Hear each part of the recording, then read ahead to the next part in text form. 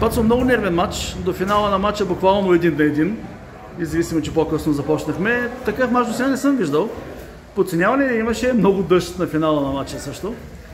Да, определено лошо се разви двубоя второто по време. Почнахме добре първото по време, реализирахме си попадение, завърши така 1-0, но много лошо и неприятно допуснахме изравнителен гол, който доста изравни матча и така стана доста равен.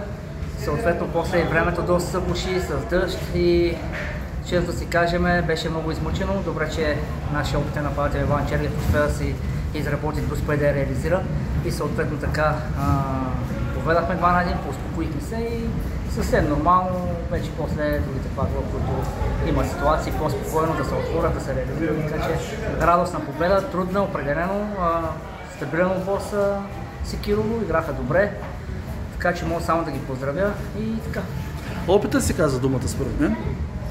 Ами да, може да се каже, защото търсихме се победата до последната минута и се радвам, че открихме. Въпреки тежката ситуация и тежкото време, което се получи, добре, че успяхме така да поведеме и да си вземем трети точки, които са изключително важни.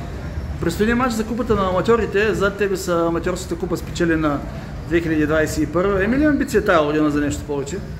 Ами за амбиция, нашите амбиции винаги са да побеждаваме, да стигаме до където можем по-напред. Разбира се, това апетитейва с яденето с апетитейва се, извинявам се, но всичко ще се покаже в времето. Въпрос е, нали, доста гъст цикъл имаме и тези мачове, като станат за купата, става доста тежко, а скамейката ни е така доста голяма и това се оказва влияние, така че точни амбиции за купата нямаме, каквото сега да покаже. Изваме, играем си за победа, ако успеем, успеем, като не, живи и здрави, опитваме си пак.